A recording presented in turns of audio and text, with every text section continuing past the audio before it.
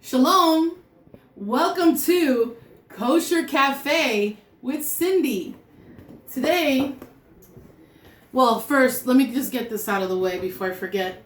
I do not own the rights to any music you may hear playing in the background at any time. All right, now that I got that out of the way, for all my peeps in my comparative religion class, again, shalom. By now, you must have seen the PowerPoint that I made for you guys on my spring break of kosher eating. So I'm sure you enjoyed that. So now to follow up with that, I am making a little bit of a cooking video. And today we are making some couscous. Kosher couscous with some kosher salt. And I'm going to put in some matzo ball chicken broth in there. Now, of course, a lot of people say, oh my God, she's doing this out of the can. Yes, I am, because I'm Puerto Rican and that's how we roll. All right, so now, first I'm going to, I've been boiling a little bit of water here, as you can see. And I believe this recipe calls for 1 cup of couscous, which I'm going to drop in here. Make sure all those little pellets are in there. And then we're going to wait a little bit for that to cook.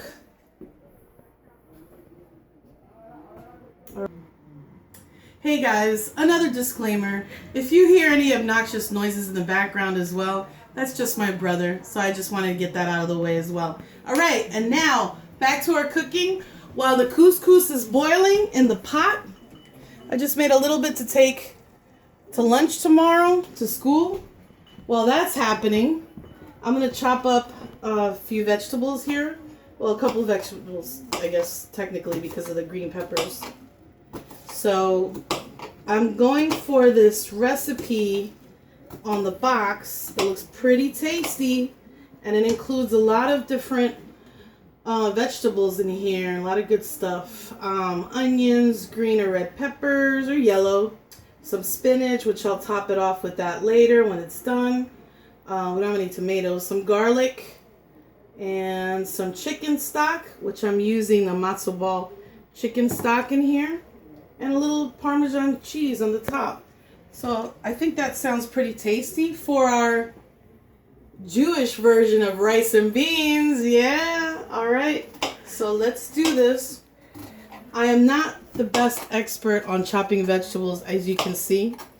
And I'm really trying to concentrate on that instead of talking so much, because I really don't want to add fingers to the recipe as well.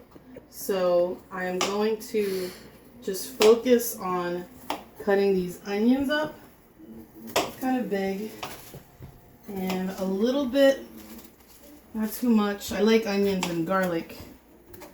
Nobody else next to me likes that afterwards, but it's good stuff. So that's boiling. And it's smelling pretty good already, I think. Okay, a little green pepper, a little yellow pepper.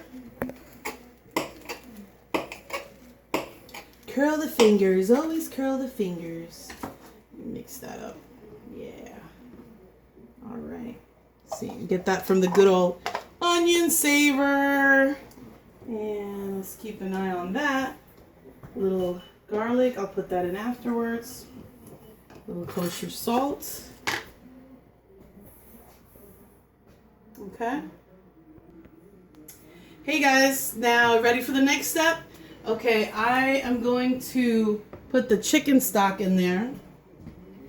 Apparently, this couscous cooks pretty quickly, so I'm not going to put the matzo balls in there.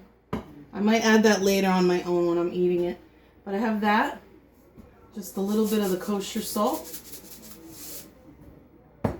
And some garlic. I think like a teaspoon maybe. That should do it.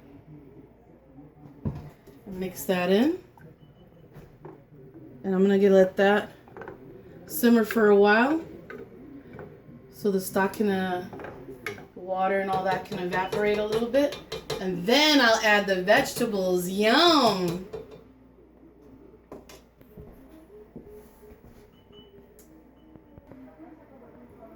Okay, now we're ready for the next step. I'm going to throw in these mixed veggies in there to give it a little extra oomph. Not really chopped up finely or anything, but not really my forte. I thought it would be, give it a little extra oomph.